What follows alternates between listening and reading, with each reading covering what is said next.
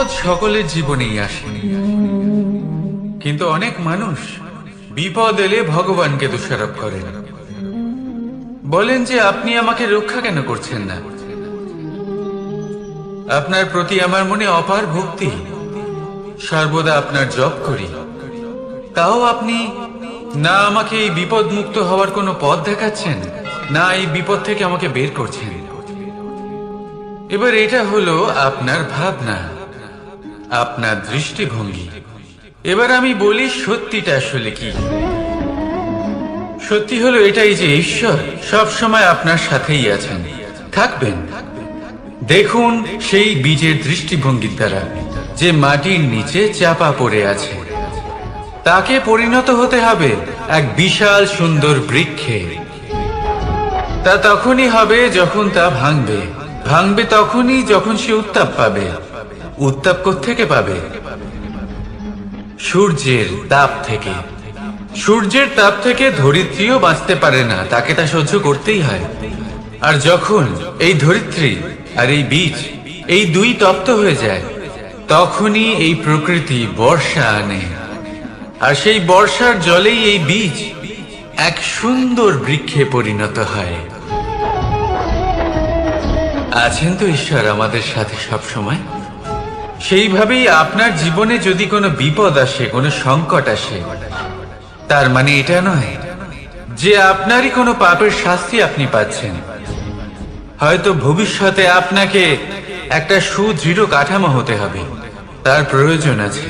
তাই এটা হলো তার ভিত। যতটা শিখবেন, যতটা শক্তিশালী হবেন, ততটাই দৃঢ় কাঠামো হবে। নিশ্চয়ই দেখেছেন, অলংকার বানাবার পূর্বে সোনাকেও অনেক রকম পরীক্ষা দিতে হয়, আগুনে তপ্ত হতে হয়। সেইভাবেই যদি আপনি কখনো শূরবীর হতে চান, তাহলে লাক্ষাগৃহের তাপ সহ্য করতেই হবে। তাহলে আসুন আমার সাথে বলুন, বন্দে ধর্মা, বন্দে কর্মা, রাধা রাধা।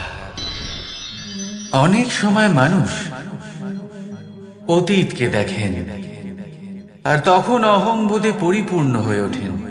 কখনো বর্তমানের দিকে তাকান, ভবিষ্যতের দিকে তাকান আর পরিতৃপ্তিতে ভরে ওঠেন। কেন বুঝতে পারেন না একটা সহজ কথা? এই যে সৃষ্টি, এই সৃষ্টি হলো একটা বড় চক্র, যা বারংবার আপনার কাছে ফিরে আসবেই। কঠিন থেকে কঠিনতর পরীক্ষায় আপনাকে নিযুক্ত করবে, যাতে আপনাকে উত্তীর্ণ হতেই হবে। যা কাল ছিল তা আজ নেই, এটা সবাই জানেন। যা আজ আছে তা হয়তো কাল থাকবে না, এটাও আপনাকে মেনে নিতে হবে, তাও আবার হাসি মুখে। শান্ত থাকতে শিখুন আর কখনোই মনের মধ্যে অহংকার উৎপন্ন হতে দেবেন না। হতে শিখুন সেই হিমবাহের মতো। হয়তো এই জন্যই এত শীতল থাকে, কারণ ও জানে গতকালও জল রূপে ছিল, আজ বরফ রূপে হয়তো আছে, কিন্তু কাল পুনরায় সে জলেই পরিণত হবে। নিজেকে শান্ত রাখুন। হয়তো আজ আপনি সাফল্যের শিখরে আছেন, হয়তো বা নেই। আপনাকে প্রত্যেক দিন অবশ্যই দেখতে হবে। শুধু নিরন্তর প্রচেষ্টা করতে থাকুন, প্রত্যেক পরিস্থিতির জন্য তৈরি থাকুন, আর একে ভারসাম্যে রাখতে শিখুন। আপনার কাল হোক, আজ হোক বা আগামীকাল, আপনার ভালো দিন হোক বা খারাপ দিন, সব পবিত্র হয়ে যাবে। তাহলে আসুন আর আমার সাথে ভালোবেসে বলুন, রাধা। অন্ধকারাচ্ছন্ন রাত্রি যদি এসে থাকে, তাহলে আলোকিত প্রকাশ নিয়ে সূর্যও অবশ্যই আসে। রোগ যদি এসে থাকে, তাহলে তার ওষুধও অবশ্যই আসে। সমস্যা যদি আসে, তাহলে সেই সমস্যার সমাধানও নিজে থেকেই আমাদের কাছে চলেই আসে। এই সংসার, এই জীবনের শুধুমাত্র একটাই নিয়ম আছে, আর তা হলো এটাই, এই সংসার হলো একটা চক্রের মতো। এতে শাশ্বত বলে কিছু নেই, নিত্য বলে কিছু নেই। আর যা কিছুই রয়েছে সব বদলাতে চলেছে। যদি আপনার জীবনে দুঃখ থাকে, সমস্যা থাকে, যদি আপনি বিপদ দ্বারা আচ্ছন্ন, তাহলে মনে রাখবেন সবকিছু বদলে যেতে চলেছে। দুঃখের সময় কাঁদবেন না, মনকে আরো দুঃখী করে তুলবেন না, কারণ এখানে যা কিছুই এসেছে তা যাওয়ার জন্যই এসেছে। তাহলে এত চিন্তা কিসের?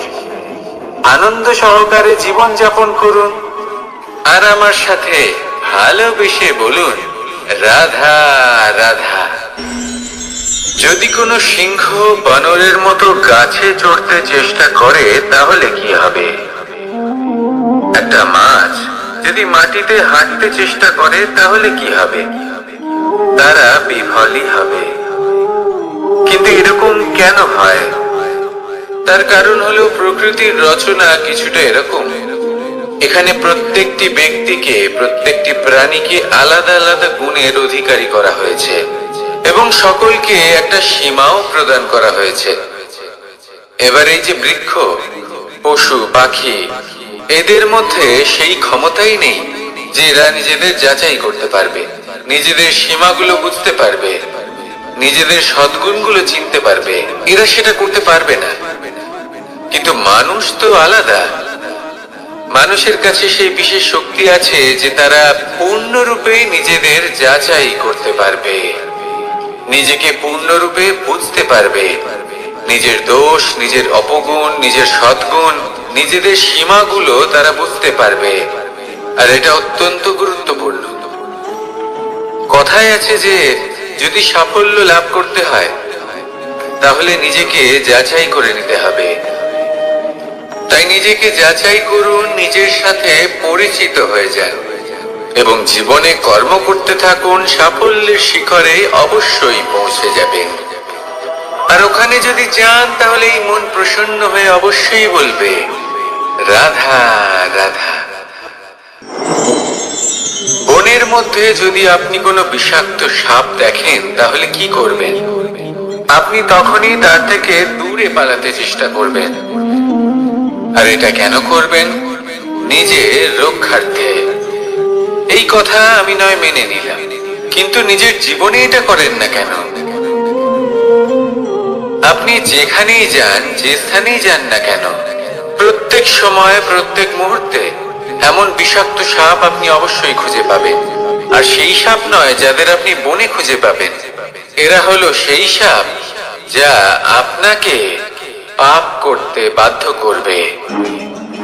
আপনার অন্তরের বাসনা, ক্রোধ, অহংকার, লোভ, ঈর্ষা, এদের বৃদ্ধি ঘটাবে। দেখুন, বনের এই সাপ আপনাকে একবার ছেড়ে দিতেও পারে, ছোবল নাও মারতে পারে, কিন্তু এই যে পাপরূপী সাপ আছে তা অবশ্যই ছোবল মারবে। কর্ম যদি করেন তাহলে অবশ্যই ফল পাবেন।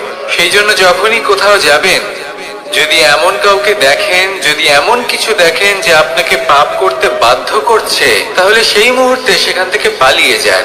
যেমন বনের সাপ দেখে আপনি পালাতে থাকেন।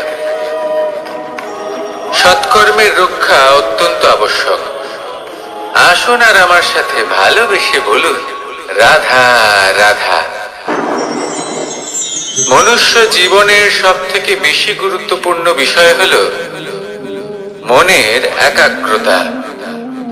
এই সংসারের যে কটি মহান কার্য সম্পাদন হয়েছে তা হলো মনের এই একাগ্রতার একমাত্র ফল। আপনি অবশ্যই দেখে থাকবেন, অনেক ছোট বড় নদী যা বয়ে চলে তাদের সামনে একটা বাঁধ নির্মাণ করা হয় সেই সব নদীর জল সঞ্চয় করতে। বাঁধ হয়ে গেলে প্রয়োজন মতো বা মনের ইচ্ছে মতো তাকে ব্যবহার করা সম্ভব। এবার এটাই আমাদের মনের সাথেও সম্ভব। আমাদের মনের একাগ্রতা আজকের দিনে দাঁড়িয়ে বিভিন্ন ধরনের বিকার, ক্রীড়া এবং ভোগের মধ্যে ভাগ হয়ে গেছে। একে একত্রিত করতে হবে, একটা বাঁধ নির্মাণ করতে হবে, কর্মের বাঁধ। আপনাকে শুধু এটাই করতে হবে, যেটা উচিত কর্ম সেটাই করুন, যেটা অনুচিত কর্ম সেটা করা থেকে নিজেকে বিরত রাখুন। ব্যাস, এই কাজটাই আপনি করতে থাকুন, মনের মধ্যে একাগ্রতার বাঁধ নির্মাণ করুন। আর একবার যদি তা নির্মাণ হয়ে যায়, তাহলে যখন চাইবেন, যেখানে চাইবেন, যতটা চাইবেন, একাগ্রতা প্রয়োগ করতে পারবেন। আর একবার যদি আপনি এটা শিখে যান, তাহলে এই সংসারকে বদলে ফেলার মতো কাজ আপনি করতে পারবেন, সমাজকে শোধরাবার মতো কাজ করতে পারবেন। তাহলে এই মনকে একাগ্র করুন আর আমার সাথে ভালোবেসে বলুন, রাধা রাধা। আমরা সবাই ফল খাই, কিন্তু আমাদের সেই ফলই প্রিয় হয় যে পরিপক্ক হয়ে ওঠে, যেটা নম্র হয়, আর যে ফল অনেক বেশি মিষ্টি আর সুস্বাদু হয়ে থাকে, যাদের রঙে বাহার দেখা যায়। সেইভাবে জীবনে আমরা নানান মানুষের সাথে পরিচিত হই, কিন্তু সেই মানুষই আমাদের মন ছুঁয়ে যায় যারা বিনম্র স্বভাবের, যাদের বাণী খুব মধুর, যাদের অন্তরে আত্মবিশ্বাসের একটা তেজ, একটা রং দেখা যায়। এবার এমন ব্যক্তি আমরা কি করে হব? ঠিক সেইভাবেই যেমন একটা ফল রোদ, বর্ষা, শীত, বায়ু, এই সকল সংকটময় পরিস্থিতির সম্মুখীন হয়ে পরিপক্ক হয়ে ওঠে, সেইভাবেই মানুষ সংকটময় পরিস্থিতির সম্মুখীন হয়ে পরিপক্ক হয়ে ওঠেন। যদি এই সংকটের সম্মুখীন হন, তাহলে অভিজ্ঞ হবে, আর এই অভিজ্ঞতাই শিক্ষা দিয়ে যাবে। এই অভিজ্ঞতা আমাদের শিখিয়ে দেয় যে আমাদের বিনম্র থাকতে হবে। অহংকার করে কোনো লাভ নেই। মধুর বাণীর যে কি মূল্য তা আমরা শিখতে পারি। এই অভিজ্ঞতাই আমাদের বুঝিয়ে দেয় যে উচিত অনুচিত কোনটা, আমাদের দৃষ্টিভঙ্গি তৈরি করে, আর এই দৃষ্টিভঙ্গি দ্বারা আত্মবিশ্বাস জাগ্রত হয়। সেই জন্য জীবনে কখনো বিপদ থেকে দূরে পালাবেন না, সেগুলোর সম্মুখীন হন, অভিজ্ঞতা লাভ করুন, তার থেকে শিক্ষা লাভ করুন, এইভাবেই পরিপক্ক হবেন। আসুন আমার সাথে ভালোবেসে বলুন, রাধা রাধা। ধন সঞ্চয় করা সম্ভব, আর সেই জন্য ধন সব থেকে বেশি মূল্যবান সম্পত্তি নয়। এবার আপনি বলবেন, এ আমি কি বলছি? এই ধন খুব মূল্যবান, আমরা সকলে অর্জন করতে ব্যস্ত। সেটা এই কারণে, কারণ আপনারা জানেন না এই সংসারের সব থেকে বেশি মূল্যবান সম্পত্তি কি। এ হলো সেই সম্পত্তি যা কখনো সঞ্চয় করা সম্ভব নয়। আপনার কাছে যতই ধন থাকুক, তা দিয়ে আপনি স্বাস্থ্য লাভ করতে পারেন, বাড়ি কিনতে পারেন, আদি ইত্যাদি, কিন্তু আপনি যতই ধনী হন না কেন, ফেলে আসা দিনের একটা মুহূর্ত আপনি লাভ করতে পারবেন না। এই একটা মুহূর্ত, এই সময়, এটাই হলো সংসারের সব থেকে মূল্যবান সম্পত্তি। একবার চলে গেলে তা কখনোই ফিরে আসে না। আর এই মুহূর্ত যতই চলে যাক না কেন, আমরা স্মৃতির মাধ্যমে সেগুলি যাপন করতে পারি, তার আনন্দ উপভোগ করতে পারি। আর যার সাথে আমরা সময় অতিবাহিত করেছি, তার স্মৃতিতে আমরা চিরকাল জীবিত থাকতে পারি। সেই জন্য সময় সব থেকে মূল্যবান সম্পত্তি, তাকে এইভাবে নষ্ট করবেন না। প্রত্যেকটা মুহূর্ত উপভোগ করুন, আনন্দ করুন, আর ভালোবেসে বলুন, রাধা রাধা। কনক, কি সুন্দর একটা শব্দ। এর অনেকগুলো রূপ রয়েছে, অনেকগুলো অর্থ রয়েছে। প্রথম অর্থ হলো স্বর্ণ, অর্থাৎ সম্পত্তি। দ্বিতীয় অর্থ ধুতুরা, অর্থাৎ গাছের ছোট একটা বীজ, যা কিনা অত্যন্ত শক্তিশালী হয়। যদি বেশি মাত্রায় এর প্রয়োগ করা হয়, তাহলে এটা বিষময় হয়ে উঠতে পারে। এই হলো সেই ধুতুরা, যার প্রয়োগ মহাদেবের পুজোতে করা হয়। এবার প্রশ্ন হলো এটাই যে এই স্বর্ণ এবং এই ধুতুরার মধ্যে মিল কি রয়েছে? মিল হলো এটাই যে এই দুটোই মানুষকে মত্ত করে তোলে।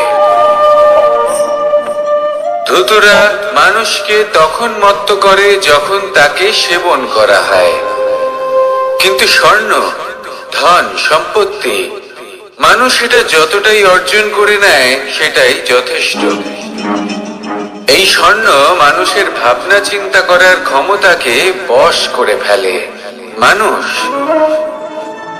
সম্পত্তির লোভে মত্ত হয়ে ওঠে, কারণ যে যত চমৎকারী, যতটা অমূল্য হয়, তাকে সামলানো কিন্তু ততটাই কঠিন, তাই না?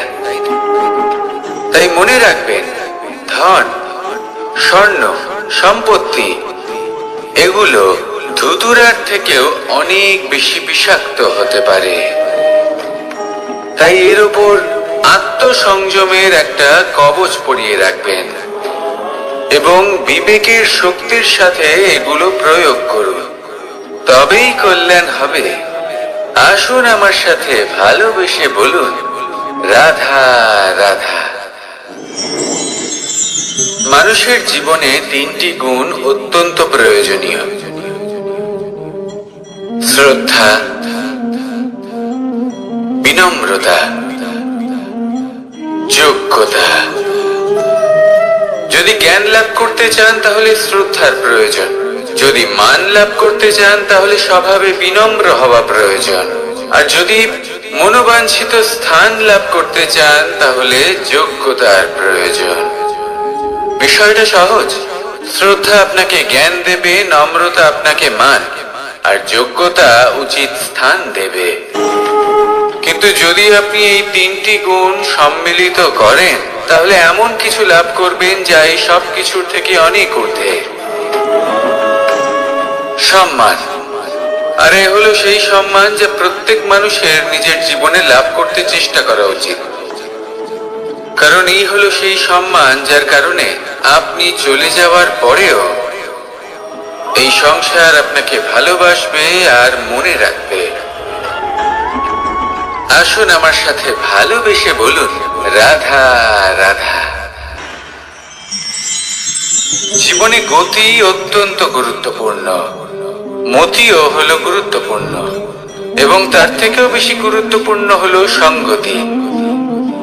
একটা জলের ফোঁটা, তার মধ্যে গতি থাকে,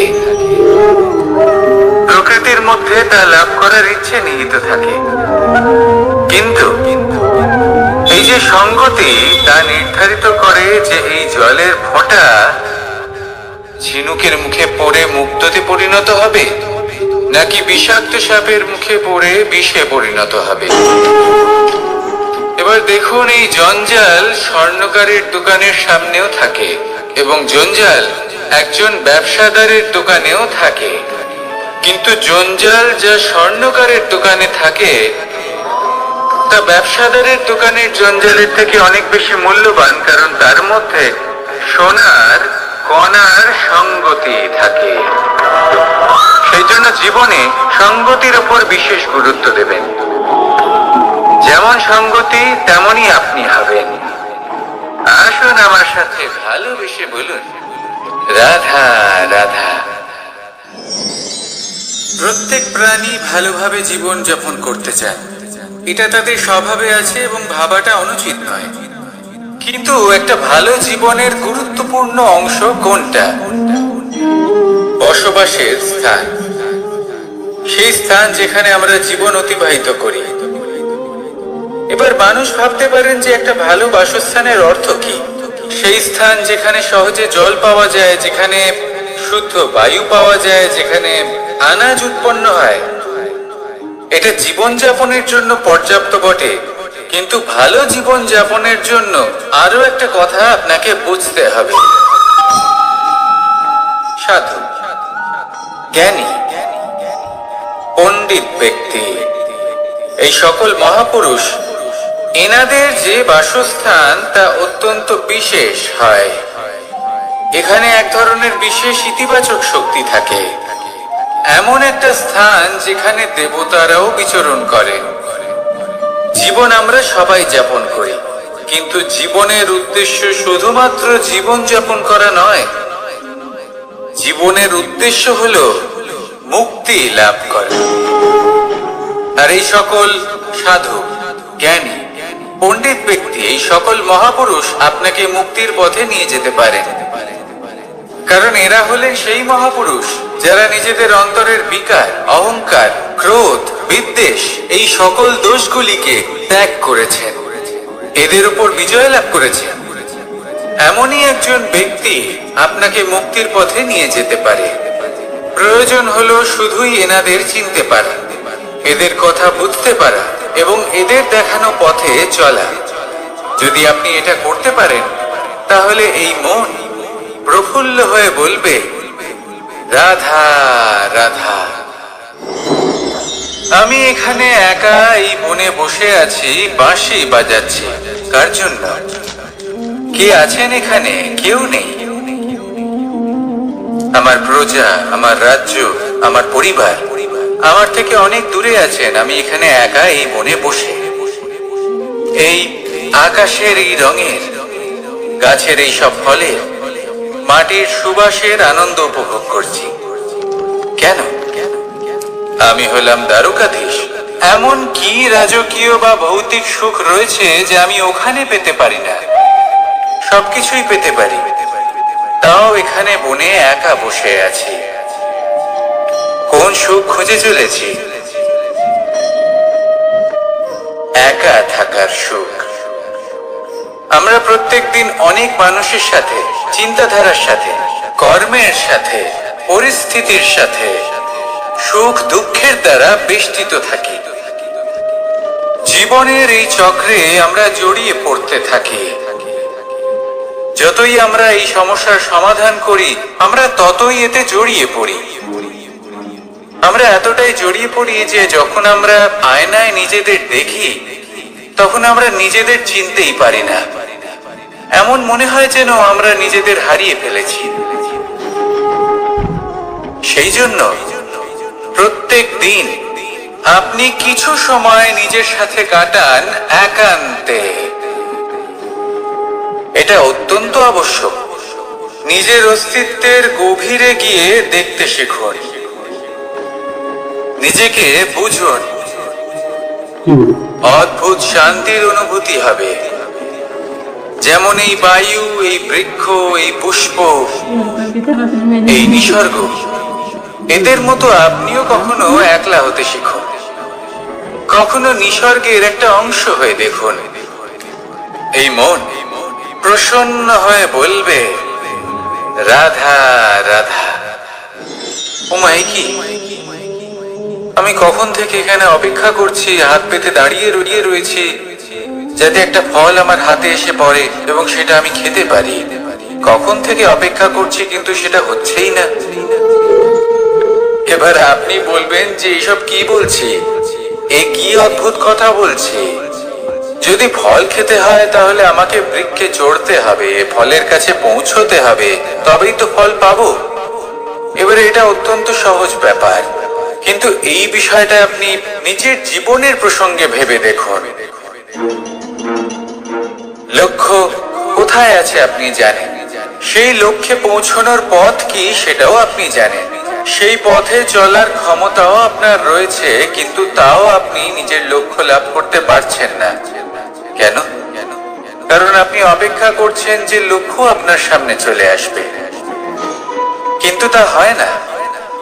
লক্ষ্য সে যাই হোক না কেন, ধন হোক, প্রেম হোক, কোনো সম্মান হোক বা মোক্ষ হোক, যদি আপনি তার দিকে অগ্রসর না হন, তাহলে ফল প্রাপ্তি অসম্ভব ব্যাপার, তা কোনোদিনই হবে না। সেই জন্য আপনার চোখের সামনে আপনি যদি নিজের লক্ষ্যকে দেখতে পান, তাহলে উঠুন এবং সেই দিকে অগ্রসর হতে শুরু করুন। নিজের অন্তরের সকল অশুভ গুণ দূর করুন, অলসতা ত্যাগ করুন, অজ্ঞানতা ত্যাগ করে দিন এবং চলতে থাকুন। অবশ্যই মনোবাঞ্ছিত ফল লাভ করতে পারবেন। মনে রাখবেন, চলতে থাকলে তবেই লক্ষ্য প্রাপ্তি হবে। অপেক্ষার দ্বারা শুধুমাত্র মৃত্যু লাভ হবে। আসুন আমার সাথে ভালোবেসে বলুন, রাধা রাধা। আমি দ্বারকাধীশ এবং আমার সভাতে বিভিন্ন সময় বিভিন্ন ধরনের মানুষ আসেন, নিজেদের দাবি নিয়ে, নিজেদের ইচ্ছে নিয়ে। কখনো কেউ ভোজন চান, আবার কখনো কেউ ওষুধ। কখনো কেউ বস্তু চান, কেউ আবার চান বস্ত্র। কারোর জ্ঞান চাই, কারোর ধন চাই, আবার কারোর বাসস্থান। অনেক সময় আমি এই অনুরোধ, এই ইচ্ছে পূর্ণ করি না। এবার আপনি এটা ভাবতেই পারেন যে কৃষ্ণ তো তাহলে লোভী, ওর কাছে তো সবকিছুই রয়েছে, তারপরেও সে নিজের প্রজার ইচ্ছে পূর্ণ করে না, তাদের সমস্যাগুলি বুঝতে পারে না, তাদের সুখ স্বাচ্ছন্দ্য প্রদান করে না। আসল সত্য হলো এটাই যে কোনো সবল ব্যক্তি, যে কোনো গৃহস্থ ব্যক্তি যে কাজ করতে সক্ষম, তার পরিশ্রম দ্বারাই নিজের প্রয়োজনগুলি এবং ইচ্ছেগুলি পূরণ করা উচিত। এটা অত্যন্ত প্রয়োজনীয়। আর এগুলো তিনি করতে পারেন শিল্প, ব্যবসা, আচরণ অথবা জ্ঞানের ভিত্তিতে। এই পথে চলতে হবে, পরিশ্রম করতে হবে, তবেই সে কিছু অর্জন করতে পারবে। এবার এমন কোন ব্যক্তি যার এই সব কিছুতে কোনো রুচি নেই, যে কিছুই করতে চায় না, সে কিছুই অর্জন করতে পারবে না। এবার এরকম কোন ব্যক্তিকে যদি আমি কোনো বস্তু প্রদান করি, তাহলে কি হবে? সে পরাধীন হয়ে যাবে, আর সেটা উচিত হবে না। তাহলে কি করা উচিত? তাকে পথ দেখানো, তাকে বোঝাতে হবে যে কোন পথে চলে তুমি নিজের লক্ষ্য প্রাপ্ত করতে পারবে। শিল্প, জ্ঞান, আচরণ এবং ব্যবসা, এই পথে কিভাবে চলে সেটা শেখাতে হবে। আর আমি সেটাই করি। তার ফলে কি হয়? ব্যক্তি স্বাধীন হয়ে যায়। সংসারে সে যা চাইবে তাই প্রাপ্ত করতে পারবে, কখনো কারোর থেকে কিছু চাইবার প্রয়োজন পড়বেই না। এই কথাটা সবসময় মনে রাখবেন। যখনই দান করবেন তা ভাবনা চিন্তা করে এমন ভাবে দান করবেন যাতে সামনের ব্যক্তি স্বাধীন হতে পারে, পরাধীন নয়। আসুন আমার সাথে ভালোবেসে বলুন, রাধা রাধা করতে শিখুন। পাণ্ডব, পাণ্ডবরা বন থেকে এসেছিলেন। ওনাদের কাছে না কোনো ধন ছিল, না কোনো সম্পদ, না বিদ্যা। নিজের পরিশ্রমের দ্বারা ওনারা বিদ্যা অর্জন করেছিলেন, আর তার দ্বারাই সম্পদ অর্জন করলেন আর ধন অর্জন করলেন। এই পাণ্ডব ছিলেন অত্যন্ত কুশল এবং শক্তিশালী। যুধিষ্ঠির নিজের পরিশ্রম দ্বারা এমন জ্ঞান অর্জন করেছিলেন যে এই সংসার ওনাকে ধর্মরাজ যুধিষ্ঠির অভিহিত করেছিল। দেখতে গেলে পাণ্ডবদের কাছে সবকিছুই ছিল, কিন্তু যখন বিষয় এলো আরো ধন লাভ করার, তখন যুধিষ্ঠির, যিনি পাণ্ডবদের মধ্যে জ্যেষ্ঠ, তিনি সকল পাণ্ডবদের সাথে দ্রুত ক্রীড়ায় অংশগ্রহণ করে ফেললেন। এর ফলে না শুধু ধনলক্ষ্মী, ধর্মলক্ষ্মী, বিবেক লক্ষ্মী কেউ হারালেন, আর শুধু তাই নয়, নিজের গৃহলক্ষ্মী দ্রৌপদীকেও হারিয়ে ফেললেন। এর কারণ কি? ভুলে গেলেন খুব সহজ একটা কথা। এই সংসারে সম্মান এবং সাফল্য দুটোই পরিশ্রমের দ্বারা লাভ করতে হয়, কিন্তু দ্রুত ক্রীড়ার এই খেলা আমাদের ভাগ্যের উপর নির্ভরশীল। এই সংসারে দুটি পথ রয়েছে। একটা পথ যেখানে কর্ম এবং পরিশ্রমের দ্বারা আপনি নিজের পথ নিজেই রচনা করতে পারবেন, আর দ্বিতীয় পথ হলো যেখানে এই ভাগ্য এক মুহূর্তে আপনাকে শিখরেও পৌঁছে দিতে পারে, আবার ধূলিসাৎ করে দিতে পারে। আপনি কোন পথ বাছবেন সেই চয়ন আপনারই। আসুন আর আমার সাথে ভালোবেসে বলুন, রাধা রাধা। কোনো এক সময়ের ঘটনা এটা। মা এবং বাবা হাটে গিয়েছিলেন। তখন আমি আর দাদা গিয়েছিলাম গরু চড়াতে। আমরা বাড়ি ফিরে এলাম, আর মা সেই সময় একটা কাজ করতেন। যখনই হাটে যেতেন দরজা তালা বন্ধ করে যেতেন। উনি খুব ভালো করে জানতেন যে যদি ওনার এই মাখন চোর সঠিক সময়ে পৌঁছে যায়, তাহলে এক ফোঁটাও মাখন ওনার অবশিষ্ট থাকবে না। এবার ঘটনা কিছুটা এরকম হলো যে মা আর বাবা মাঝে মাঝে হাটে যেতেন, তাই মাঝে মাঝেই দরজা তালা বন্ধ করতে হতো। যখন মা আর বাবা ফিরে এলেন, তখন বাবা ভুলে গিয়েছিলেন যে এই চাবির গোছা থেকে ঠিক কোন চাবিটা দরজার তালা খোলার জন্য উপযোগী। উনি চেষ্টা করতে শুরু করে দিলেন। একটার পর একটা চাবি দিয়ে উনি চেষ্টা করতে থাকলেন, কিন্তু সেই দরজার তালা তো খুলতেই চাইছিল না। ওনার মাথা থেকে ঘাম পড়তে শুরু করলো। তখন মা বললেন যে তালা ভেঙে দেওয়া যাক। মা চলে গেলেন, আর বাবা বললেন না না দাঁড়াও, আর কিছু চাবি বাকি আছে, এটা হয়তো খুলতে পারবো। মা হাতুড়ি নিয়ে চলে এলেন সেই তালা ভাঙার জন্য, আর তখনই বাবা শেষ চাবিটা প্রয়োগ করলেন আর দরজার তালা খুলে গেল। যদি উনি চেষ্টা না করতেন, তাহলে এই তালাটাও ভেঙে যেত আর চাবিটাও নষ্ট হয়ে যেত, ঠিক কিনা?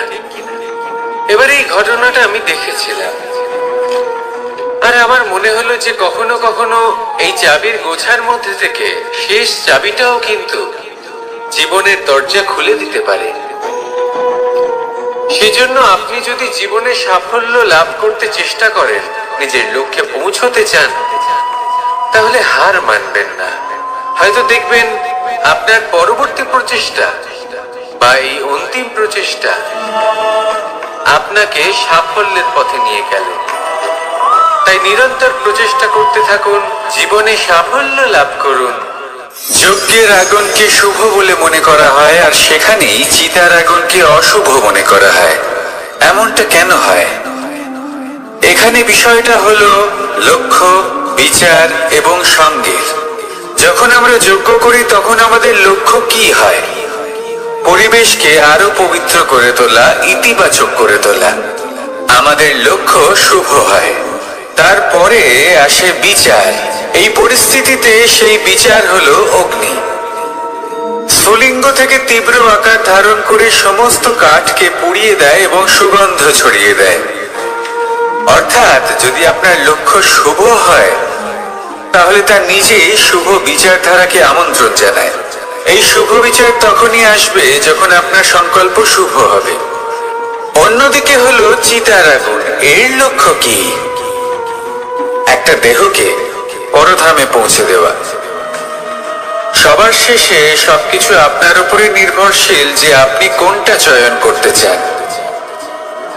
আপনার লক্ষ্য যদি শুভ হয়, তাহলে আপনার বিচার এবং সঙ্গতি আর তার পরিণাম সবই শুভ হবে। আসুন আর আমার সাথে ভালোবেসে বলুন, রাধা রাধা। এই সংসারের প্রত্যেক বস্তুর, প্রত্যেক পরিস্থিতির, প্রত্যেক আবেগের দুটি দিক আছে। এর মধ্যে পার্থক্য করা সম্ভব শুধুমাত্র দৃষ্টিভঙ্গির দ্বারা। যদি কোনো ব্যক্তি পর্বত শিখরে দাঁড়িয়ে থাকেন, তাহলে উনি এটাই দেখতে পাবেন যে এই জলের ধারা সমুদ্রের দিকে বয়ে চলেছে। আরেক ব্যক্তি যিনি সমুদ্রের কাছে দাঁড়িয়ে আছেন, তার এটাই মনে হবে যে এই জলের ধারা সমুদ্রের দিকে আসছে। এখানে বিষয়টা হলো দৃষ্টিভঙ্গির, আর এটাই সময়ের সাথেও হয়ে থাকে। অনেক সময় মানুষ চিন্তিত হয়ে পড়েন, ত্রস্ত হয়ে পড়েন যে তার কাছে হয়তো খুব কম সময় আছে, তাতে তিনি অনেক কিছুই করতে পারবেন না, আর একটু সময় থাকলে খুব ভালো হতো। তিনি এভাবেও ভাবতে পারেন যে অল্প হলেও সময় বাকি তো রয়েছে, অর্থাৎ যা অবশিষ্ট আছে তাকে সংরক্ষণও করা সম্ভব, তাতে জীবন যাপনও করা সম্ভব। আর এটা নির্ভর করছে আপনার উপর। তাই দৃষ্টিভঙ্গি ইতিবাচক রাখুন। জীবনে দুই ধরনের আবেগ রয়েছে যার কোনো মূল্য নেই। আমার কথার অর্থ এটা নয় যে এদের কোনো গুরুত্ব নেই। গুরুত্ব যথেষ্টই রয়েছে, শুধু এদের জন্য আপনাকে কোনো মূল্য দিতে হয় না। প্রথম আবেগ হলো আনন্দ, প্রসন্নতা। এটা আপনি যে কোনো জায়গায় খুঁজে পেতে পারেন যদি আপনি খুঁজে পেতে চান। আপনি কোনো পুষ্পের সৌন্দর্য দেখে প্রসন্ন হতে পারেন। বায়ুর কারণে যখন একটি বৃক্ষ শিহরিত হয় সেটা দেখে আপনি প্রসন্ন হতে পারেন। একটা ছোট্ট শিশুর কলরব শুনেও আপনি প্রসন্ন হতে পারেন। একটা ক্রন্দনরত বালককে হাসিয়ে আপনি প্রসন্ন হতে পারেন। সবকিছু আপনার উপর নির্ভরশীল। সেখানে আরেকটি আবেগ হলো দুশ্চিন্তা। মানুষ বড়ই দুশ্চিন্তা করতে থাকে। আজ আমি এই কাজ করেছি, সেই বিষয়ে চিন্তা। আজ আমি এই কাজ করতে পারিনি, সেই বিষয়ে চিন্তা। কাল আমাকে এই কাজ করতে হবে, সেই নিয়ে চিন্তা। আমি কি সেই কাজটা করতে পারবো, সেই বিষয়ে দুশ্চিন্তা। চিন্তা সর্বত্র রয়েছে, যার জন্য মূল্য দিতে হয় না। যত চান আপনি একত্রিত করতে পারেন। একটা গুরুত্বপূর্ণ কথা মনে রাখবেন, প্রসন্নতা জীবনের একটা নতুন সূত্রপাত। সেখানে দুশ্চিন্তা হলো জীবনের চিতার সময়। এবার এই দুটি আবেগ হলো মূল্যহীন, দুটোই আপনার সামনে আছে। কোনটা চয়ন করবেন আপনি, দুশ্চিন্তা নাকি প্রসন্নতা?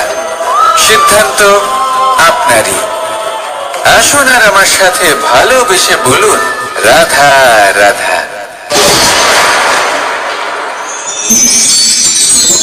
ধন, সম্পত্তি, এগুলো আসলে কি?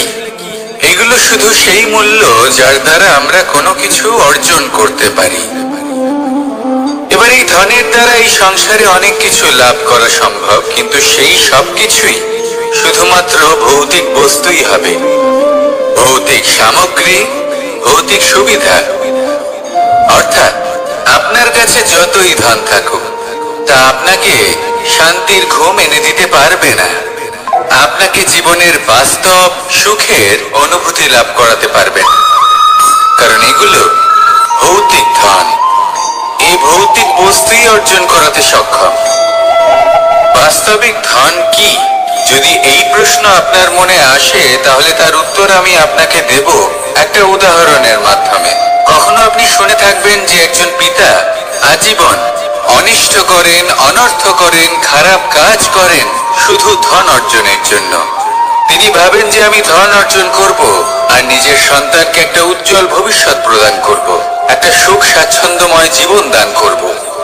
এবার সন্তান যখন জন্ম লাভ করে, তখন সে ভাগ্যের জোরে সেই ধন ভোগ করে। যেরকম সে পায়, সেরকমই তার ব্যবহার সে করে।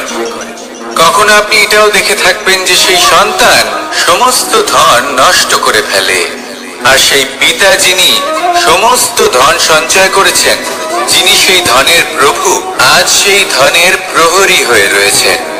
এবার এরকম কেন হয়?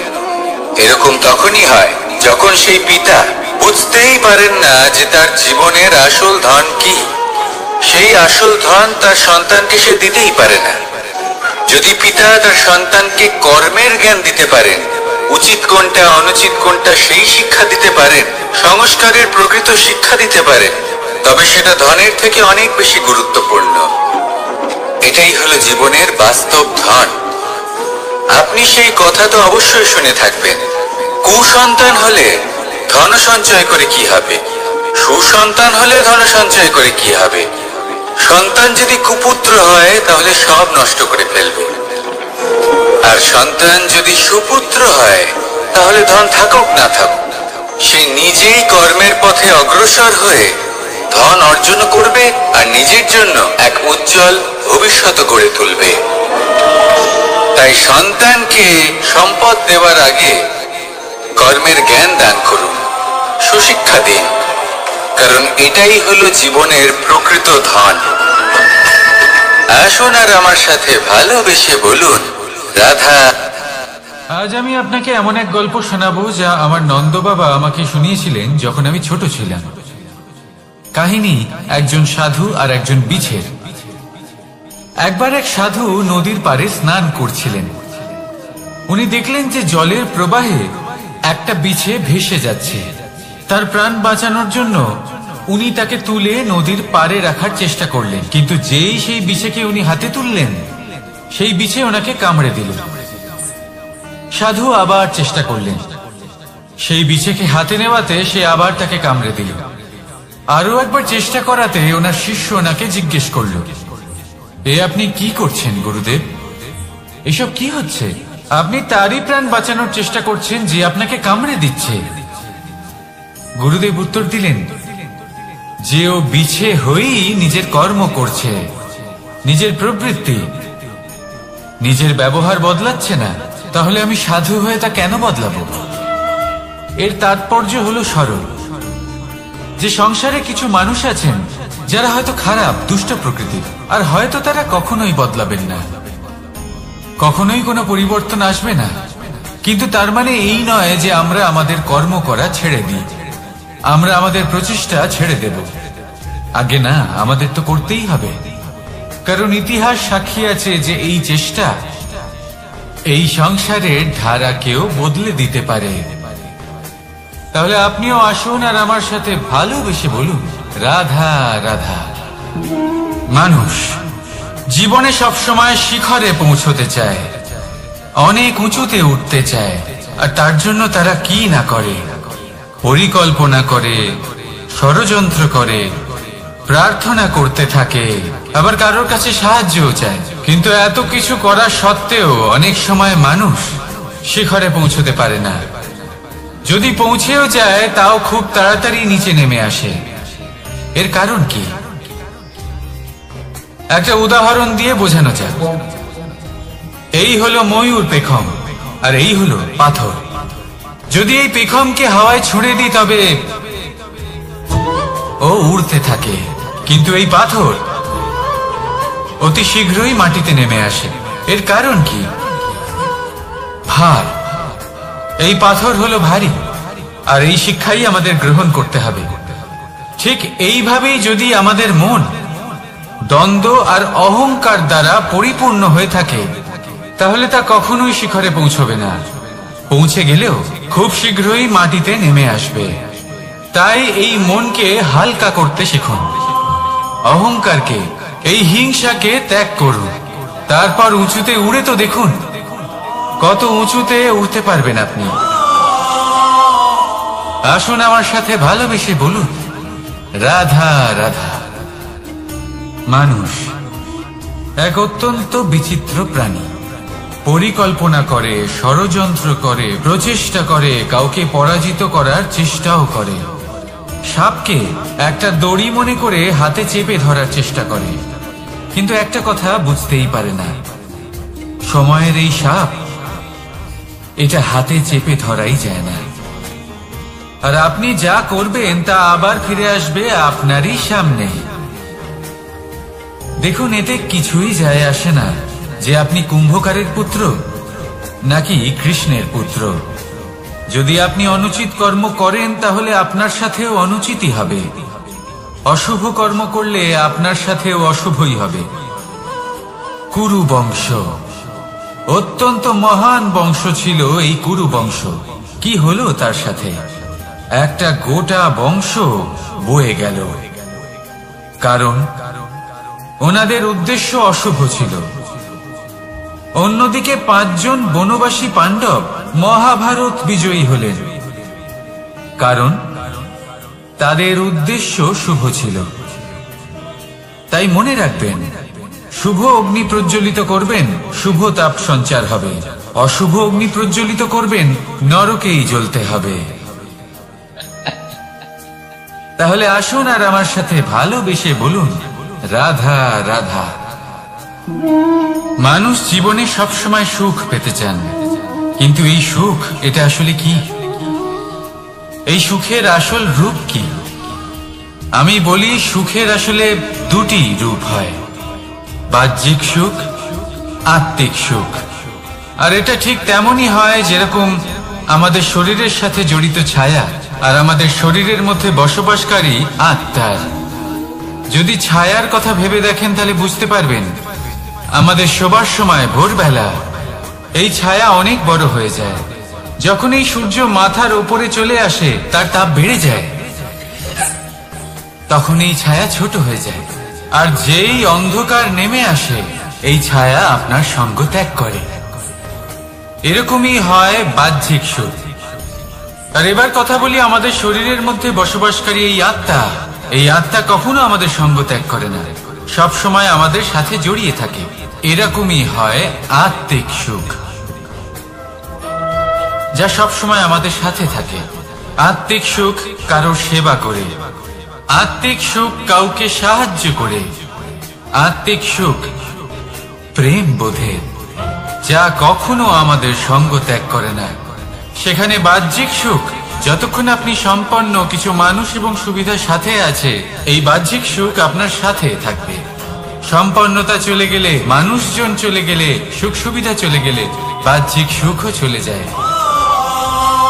তাহলে এই আত্মিক সুখ খুঁজে নিন এবং সেই সুখের সাথেই বলুন রাধা রাধা। আপনি কখনো কোনো সাধারণ পাখি দেখেছেন? যেমন বাবুই। সে কি করে? সে কোনো গাছের ডালে নিজের বাসা বানায়।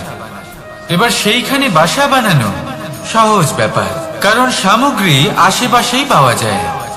কিন্তু সমস্যা হলো আক্রমণ। কোনো সাপ বা অন্য কোনো পশু ওর বাসাতে ওর সন্তানদের উপর না আক্রমণ করে বসে, এই ভয়ে তার সব সময় থাকে। আর এটা সব থেকে কঠিন ব্যাপার এদের জন্য, নিজের বাসায় নিজের সন্তানদের সুরক্ষা। আর বাজ পাখি, যদি আমরা বাজের কথা বলি তাহলে তারা কি করে? বাজ পাখি কোনো উঁচু পাহাড়ের শিখরে, কোনো পাথরের খাঁজে নিজের বাসা তৈরি করে। এবার ওখানে বাসা বানানো একেবারেই সহজ ব্যাপার নয়, কারণ সামগ্রী আশেপাশে পাওয়া যায় না, দূর থেকে নিয়ে আসতে হয়। কিন্তু সেইখানে আক্রমণের ভয়ও কখনোই থাকে না। এইভাবে উচিত রূপে ও নিজের বাসা রক্ষা করতে পারে, নিজের সন্তানদের রক্ষা করতে পারে। এর সারমর্ম হলো এটাই, যদি সমস্যা বড় হয় তাহলে সমাধানও উচ্চমানের হওয়া উচিত। একটা বাজ পাখির মতো ভাবা আরম্ভ করে দিন। জীবনে যে কোনো সমস্যা ছোট মনে হবে। রাধা রাধা। জীবনে এমন কিছু কাজ রয়েছে যা আপনাকে একাই করতে হয়, আর এমন কিছু কাজ রয়েছে যা আপনাকে একসাথে মিলে করতে হয়, একজোট হয়ে, সঙ্গবদ্ধ হয়ে। এবার সঙ্গবদ্ধ বলতে কি বোঝাতে চাইছি? আমি তাদের কথা বলছি না যারা বাস্তবিকভাবে একে অপরের সাথে কাজ করেন। আমি তাদের কথা বলছি যারা একে অপরের থেকে দূরে থেকেও একে অপরকে বিশ্বাস করেন। আমি আগেও বলেছিলাম, সমস্ত বিশ্বের আশা বিশ্বাসেই বসবাস করে, তাই না? তাই যেখানে সমস্ত বিশ্ব আছে, সমস্ত সংসার আছে, সেইখানেই বিশ্বাস রয়েছে। তাই আপনার আশেপাশে এমন দল সঙ্গবদ্ধ করুন যাদের আপনার উপর বিশ্বাস আছে আর যাদেরকে আপনি বিশ্বাস করতে পারেন। তাহলে আসুন আর আমার সাথে ভালোবেসে বলুন রাধা রাধা। আমরা যে মানুষকে চাই, যাকে আমরা ভালোবাসি, তাকে একটা উপহার অবশ্যই দিতে চাই। এমন এক উপহার যা ওনার ভালো লাগবে, যা শ্রেষ্ঠ হবে, অতি প্রিয় হবে, বহুমূল্য হবে, বা বলতে পারেন মূল্যবান হবে। তাই আমরা কি করি? আমরা বাজারে যাই, তার জন্য স্বর্ণ, আভূষণ, হিরে, মুক্ত এইসব নিয়ে আসি। কিন্তু এটাই কি সর্বশ্রেষ্ঠ উপহার? কখনোই না। সর্বশ্রেষ্ঠ উপহার হলো স্বাধীনতা, তাকে নিজের মনের মতো বাঁচার স্বাধীনতা। যদি আপনি কাউকে স্বাধীনতা না দিতে পারেন, তাহলে সে কোথাও না কোথাও বন্দী হয়ে যায়, তার বিকাশ কোথাও না কোথাও আটকে যায়। কিন্তু যদি আপনি কাউকে স্বাধীনতা দিতে পারেন, তাহলে আপনি দেখবেন ও সমস্ত সংসারকে, এই জীবনকে নিজের দৃষ্টিভঙ্গি দিয়ে দেখবে, বুঝবে যে কোনটা হলো উচিত আর কোনটা হলো অনুচিত। আর এটাই হলো সর্বশ্রেষ্ঠ। আর এবার যদি কাউকে স্বাধীনতার মাধ্যমে এত বড় একটা শক্তি দিতে পারেন, তাহলে আপনি আমাকে বলুন এর থেকে বড় উপহার আর কি হতে পারে? আসুন আর আমার সাথে ভালোবেসে বলুন রাধা রাধা। কর্ম, ধর্ম আর কর্তব্য, এই তিনটি একে অপরের সাথে জড়িত। আর অনেক সময় এই তিনটি পালন করতে করতে আমাদের সেই ব্যক্তির সামনে গিয়ে দাঁড়াতে হয়, তার বিরুদ্ধেই যেতে হয়, যাকে আমরা সব থেকে বেশি ভালোবাসি। কিন্তু সেইখানে এই যুদ্ধ কোনো ব্যক্তিগত যুদ্ধ থাকে না। এ হলো কর্ম, ধর্ম আর কর্তব্যের যুদ্ধ। এটা সরল নয়, অত্যন্ত কঠিন হয় তার সম্মুখীন হওয়া যাকে আমরা সব থেকে বেশি সম্মান করি। কিন্তু আমাদের তো আমাদের ধর্মের পথে চলতেই হবে, কারণ আমরা কর্মবদ্ধ, কর্তব্যবদ্ধ, আর এটাই করা উচিত। শুধু এটুকু মনে রাখবেন, যদি আপনার উদ্দেশ্য শুভ হয়, আপনার ভাবনা শুভ হয়, আপনি যদি কর্ম, ধর্ম আর কর্তব্যের পথে অগ্রসর হন, তাহলে এই প্রক্রিয়াতে যদি আপনাকে আপনার আরাধ্যেরও সামনে দাঁড়াতে হয়, তাহলেও আপনার কোনো ক্ষতি হবে না। তাহলে আসুন আর আমার সাথে ভালোবেসে বলুন, রাধা রাধা। প্রেম এই সংসারে এসেছিল এই সংসারকে প্রেমের শিক্ষা দেওয়ার জন্য, এই জীবনের সুখের অনুভূতি আসলে কি তা শেখানোর জন্য। কিন্তু যদি সত্যি কথা বলি, তো আমি নিজেই প্রতিদিন প্রেমের নতুন নতুন স্বরূপ দেখতে পাই, প্রেমের একটা নতুন অনুভূতি প্রত্যেক নতুন দিনে। আর তার কারণ হলো এই প্রেম অনন্ত, এ হলো দৈব। প্রেম হলো এই সংসারের সব থেকে বড় ঢাল এবং সব থেকে বড় অস্ত্র। এই প্রেম ছাড়া না কোনো ন্যায় হয় আর না কোনো শাস্ত্র, না জীবন আছে আর না অন্ত। এবার যদি এই প্রেম মনের মধ্যে বাস করতে শুরু করে, তাহলে কখনো কোনো সমস্যাই হবে না, আর যদি হয়েও থাকে তাহলে তা স্থায়ী হবে না। এই প্রেম কি না করতে পারে? এই প্রেম সমস্ত সমস্যা মিটিয়ে ফেলতে পারে, আপনার মনের মধ্যে অহংকারকেও বিনাশ করে দিতে পারে, আপনাকে সাক্ষাৎ ঈশ্বরের সাথে দেখা করাতে পারে।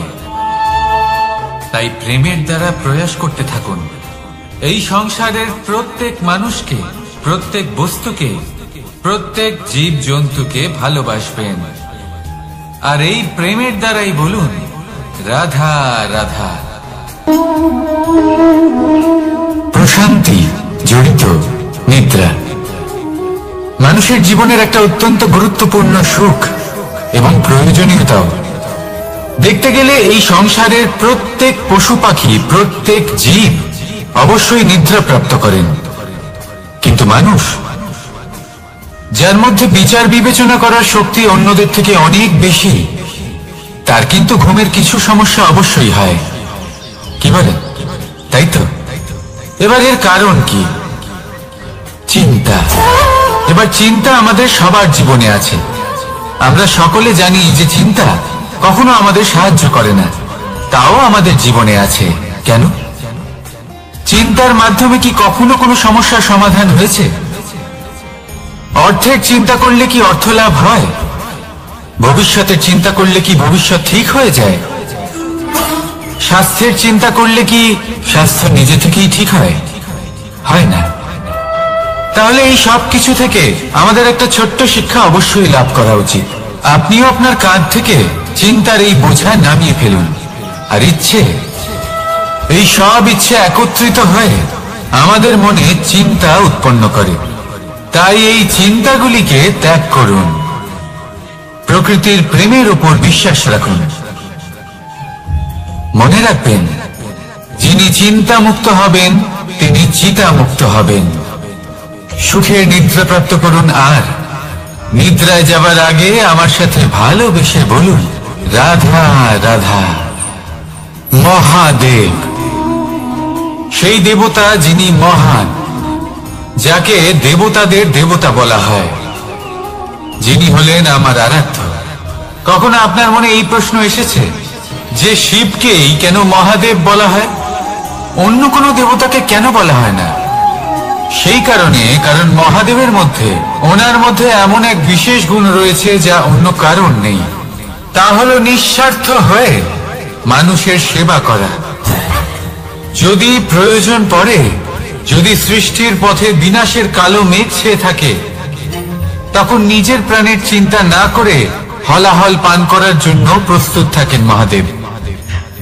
আর এই অদ্বিতীয় ত্যাগের জন্যই শিবকে মহাদেব বলে ডাকা হয়।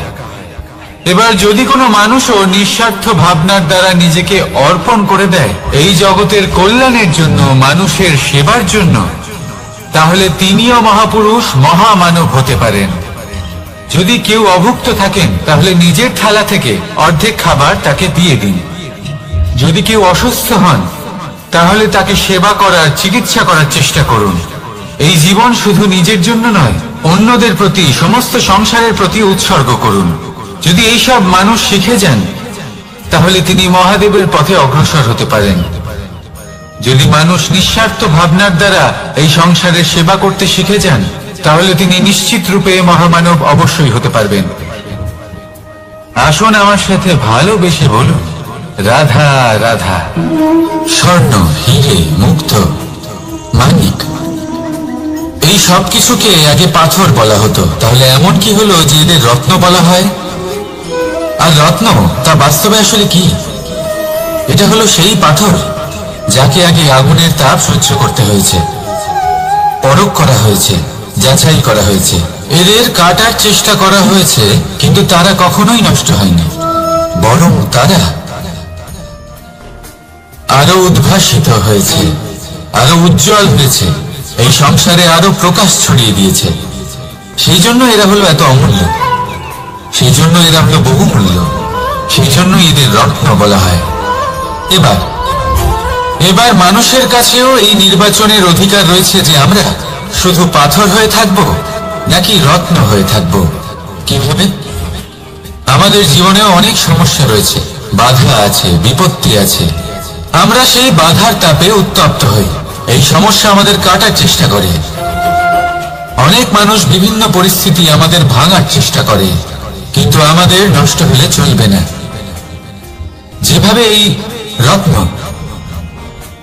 সমস্যার সম্মুখীন হয়ে পাথর থেকে রত্ন হয়েছে, সেইভাবেই আমাদেরও আমাদের সমস্যার সম্মুখীন হয়ে রত্ন হয়ে উঠতে হবে, এই সংসারে প্রকাশের স্রোত হয়ে উঠতে হবে।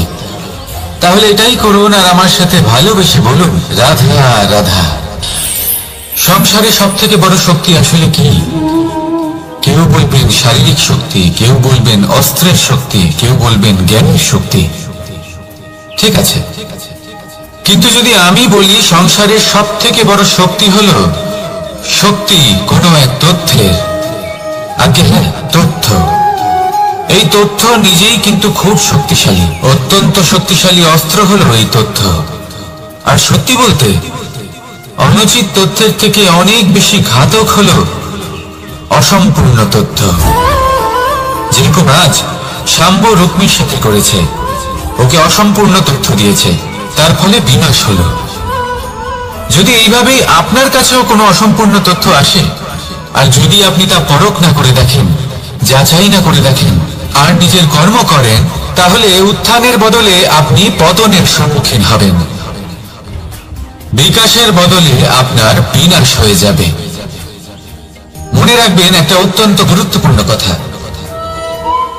সঠিক তথ্য পাওয়া সঠিক তথ্য দেওয়ার থেকে অনেক বেশি গুরুত্বপূর্ণ। আশা করি এই কথা আপনি বুঝেছেন। জীবনে যখনই কোনো তথ্য আপনি পাবেন, সেই বিষয়ে ভেবে দেখুন, পরখ করে দেখুন, যাচাই করুন, তারপর নিজের কর্ম করুন। আর আমার সাথে ভালোবেসে বলুন, রাধা রাধা। ধর্ম এবং প্রেম, এই দুই হলো একই মুদ্রার দুই পিঠ। যদি এদের মধ্যে কোনোটা নষ্ট হয়ে যায় তাহলে দ্বিতীয়টাও থাকে না। কখনো ভেবেছেন এমন কেন হয়? তার জন্য আগে আপনাকে বুঝতে হবে যে ধর্ম আসলে কি। ধর্ম সেটাই যা এই সংসারের প্রত্যেক মানুষকে একে অপরের সাথে সুখ এবং শান্তিতে থাকতে প্রেরণা যোগায়। এই প্রেরণার আধার হলো প্রেম। প্রেম সেটাই যা আপনার মধ্যে অন্য কারোর প্রতি করুণাবোধ জাগিয়ে তোলে, সম্মান জাগিয়ে তোলে। এবার যদি প্রেম চলে যায় তাহলে সবার আগে বিনাশ হবে সম্মান আর করুণাবোধের। এবার যেখানে না প্রেম রয়েছে, না সম্মান রয়েছে, না করুণা রয়েছে, সেখানে ধর্ম কিভাবে বাস করবে? অশুভ ইচ্ছে জাগ্রত হয়ে ওঠে, ক্রোধ জাগ্রত হয়ে ওঠে, অহংকার জাগ্রত হয়ে ওঠে, আর তারপর আরম্ভ হয় অধর্মের। তাই যা যা ভাবনা আপনার অন্তরে প্রবেশ করছে করতে দিন, কিন্তু যাই হোক না কেন এই প্রেমকে নিজের থেকে দূরে যেতে দেবেন না। এই প্রেমকে চিরকাল নিজের কাছে রাখুন, নিজের হৃদয়। আর এই প্রেম ভাব নিয়ে বলুন, রাধা রাধা। মানুষের জীবনে উন্নতি লাভ করার জন্য 3টি স্তম্ভের প্রয়োজন হয়। প্রথম স্তম্ভ শিক্ষা। এই শিক্ষা আমাদের জ্ঞান প্রদান করে। দ্বিতীয় স্তম্ভ ব্যবসা, যার দ্বারা আমরা ধন উপার্জন করি। তৃতীয় স্তম্ভ হলো আমাদের ঈশ্বর, আমাদের ইষ্ট। এনার সাথে যদি আমরা জুড়ে থাকতে পারি তাহলে এমন একটা মানসিক বল আপনি লাভ করবেন যেটা এই সংসারে আর কোথাও পাওয়া সম্ভব নয়। কিন্তু মানুষ অনেক সময় জীবনে এই 3টি স্তম্ভ লাভ করা সত্ত্বেও সামনে অগ্রসর হতে পারেন না।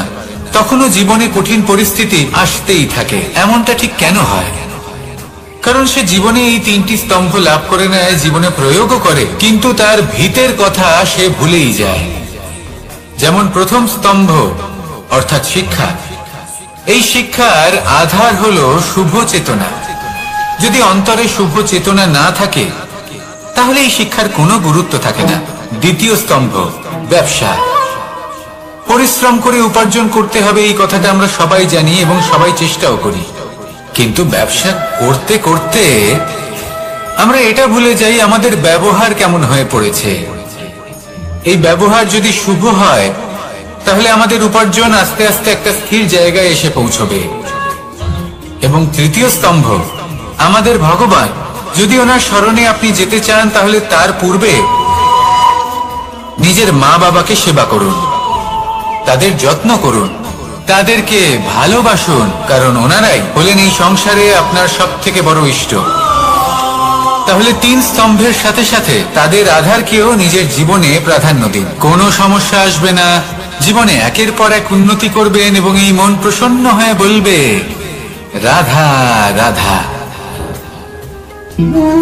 সুখ, দুঃখ এবং শক্তি, এই 3 হলো এই সংসারের ত্রিদেবের মতো। আমাদের জীবনে যা কিছু ঘটছে এই 3টির ভিত্তির উপরেই হচ্ছে। আসলে এই সংসারের একটা নিয়ম আছে। যখনই আপনি কিছু লাভ করেন এই সংসার আপনার পরীক্ষা নেয়। এটা জানার জন্য আপনার পরীক্ষা নেয় যে আপনি যা কিছুই লাভ করেছেন আপনি কি আদৌ সেটার যোগ্য কিনা। ঠিক সেইভাবেই এই সুখ, দুঃখ এবং শক্তি আপনার পরীক্ষা নিয়ে থাকে। যখন সুখ আসে তখন সে আপনার পরীক্ষা নেয় যে আপনার মধ্যে অহংবোধ জাগ্রত হয়নি তো।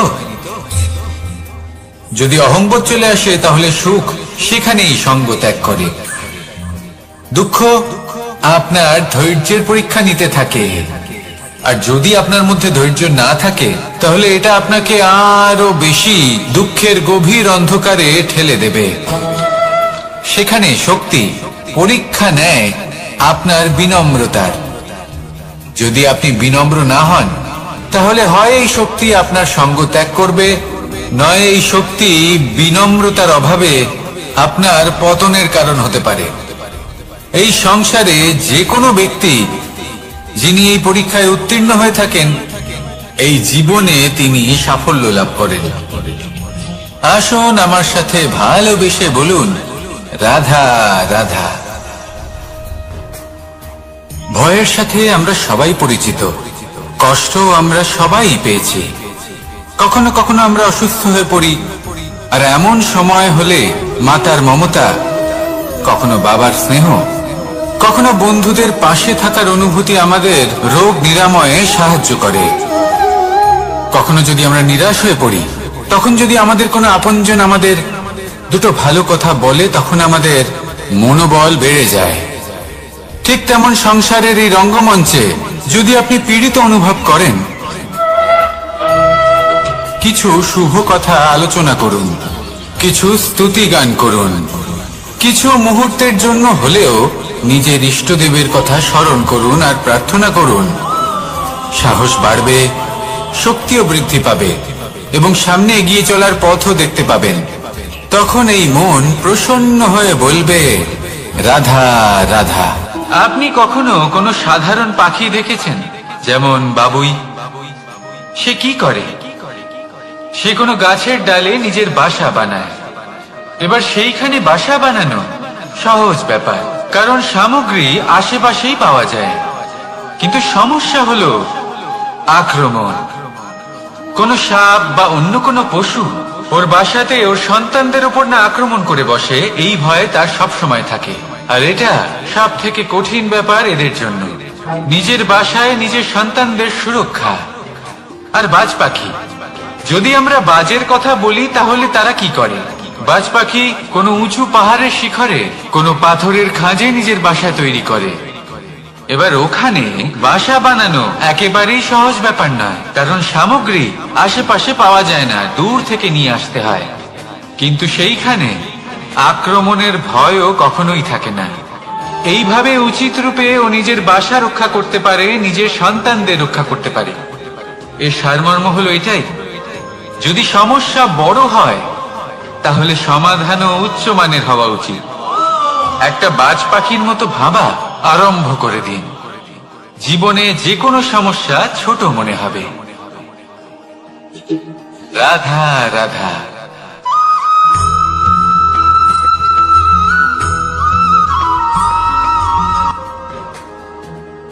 ভাগ করে নেওয়া বা বন্টন করা প্রত্যেক মানুষের জীবনে অবশ্যই হয়ে থাকে, আর অনেক সময় এটা জীবনে অতি আবশ্যক হয়ে পড়ে। কিন্তু ভাগ করার মনোকামনা তার থেকেও বেশি গুরুত্বপূর্ণ হলো যে কোন ঘটনার আধারে এই বাটোয়ারা হলো। অনেক সময় এই বাটোয়ারা হলো শান্তির প্রতীক, আবার অনেক সময় এই বাটোয়ারা বিপ্লব ঘটাতে পারে, এমন এক বিপ্লব যা মহাযুদ্ধ ঘটিয়ে দিতে পারে। দেখুন, বাটোয়ারা সম্পত্তির হোক বা হোক ভিক্ষার, শিক্ষা কিন্তু একটাই। জীবনে অনেক সময় বাটোয়ারা দরকার হতে পারে, কিন্তু যতদূর সম্ভব তা এড়িয়ে চলুন, একসাথে মিলে এগিয়ে চলুন। কারণ দেখুন, এই যে বাটোয়ারা ভাগ করে দেয়, আর সেখানেই একতা আপনাকে অগ্রসর করে।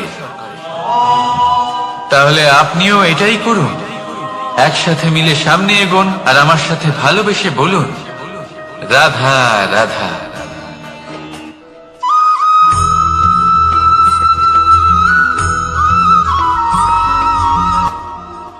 জীবনে এমন কিছু কাজ রয়েছে যা আপনাকে একাই করতে হয়, আর এমন কিছু কাজ রয়েছে যা আপনাকে একসাথে মিলে করতে হয়, একজোট হয়ে, সঙ্গবদ্ধ হয়ে।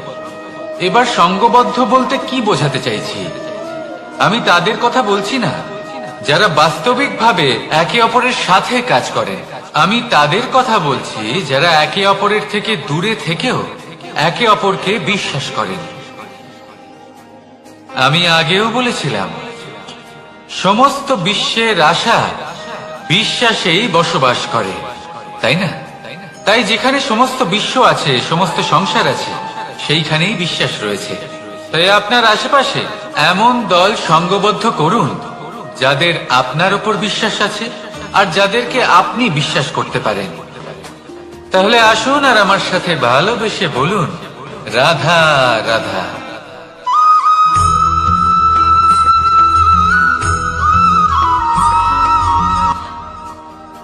যখন একজন ভক্ত এবং তার ভগবান এক আকার ধারণ করেন, যখন একজন ভক্ত নিজের ভগবানের প্রতি, নিজের জীবনের লক্ষ্যের প্রতি সম্পূর্ণরূপে সমর্পিত হয়ে যান, তখন জন্মগ্রহণ করে ভক্তি। আর তখন সংসারের সমস্ত আশা তিনি ত্যাগ করতে পারেন। সমস্ত আশা শেষ হতে পারে, কিন্তু মানুষের সঙ্গ ভক্তি কখনো ত্যাগ করে না। যখন ভক্ত ও ভগবান এক আকার ধারণ করেন, এক হয়ে যান, তখন রথী এবং সারথীর মধ্যে কোনো পার্থক্য থাকে না, তারাও এক হয়ে যান। একটাই ব্যক্তিত্ব, একটাই অস্তিত্ব।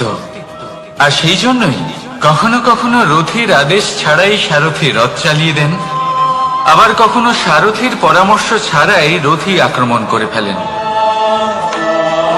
এ তো শুধুমাত্র আরো একটা গুণ সেই সারথীর মধ্যে, যিনি ধর্ম স্থাপনার মহান কাজে আমার সারথী হতে চলেছেন। তাহলে আসুন আমার সাথে ভালোবেসে বলুন, রাধা রাধা।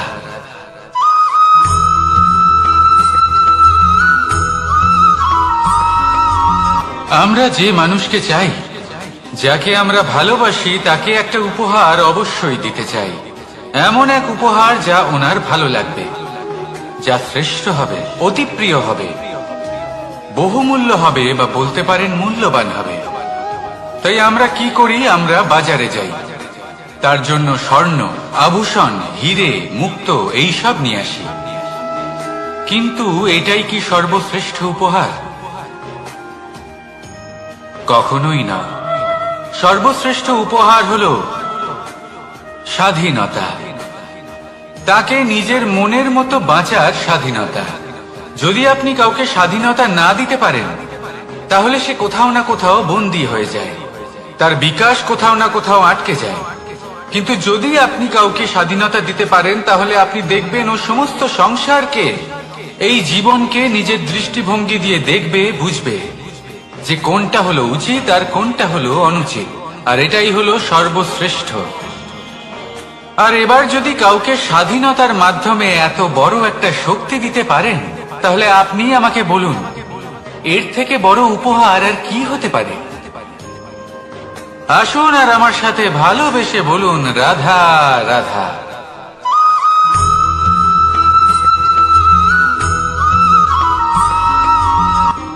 কর্ম, ধর্ম, জ্ঞান, এই 3 স্তরে অনেক মানুষ পৌঁছতে পারেন। অনেকে এই পরীক্ষা দিয়ে তাতে উত্তীর্ণ হয়ে যেতে পারেন, কিন্তু শিখরে পৌঁছে শাসন তিনিই করতে পারেন যার কাছে এই 4র্থ গুণটিও থাকে, সমর্পণ। অত্যন্ত গুরুত্বপূর্ণ একটা গুণ এটা। এই সমর্পণ আসলে অত্যন্ত গুরুত্বপূর্ণ। পূর্ণ সমর্পণ দরকার নিজের লক্ষ্যের প্রতি, সমর্পণ নিজের কর্তব্যের প্রতি, সমর্পণ নিজের আত্মার থেকে নির্গত স্বরের প্রতি, সমর্পণ নিজের রথির প্রতি, অর্থাৎ আমার প্রতি। এবার এই পরীক্ষায় অত্যন্ত কঠিন এক বাঁক আসতে চলেছে, যেখানে সারথীকে সমর্পণের নিরিখে পরীক্ষা করা হবে। আর তাতে উত্তীর্ণ হওয়ার পরেই তার হাতে ধর্ম স্থাপনের রথের রাশ তুলে দেওয়া হবে। দেখা যাক কি হয়। ততক্ষণ আপনি প্রসন্ন থাকুন আর আমার সাথে ভালোবেসে বলুন, রাধা রাধা।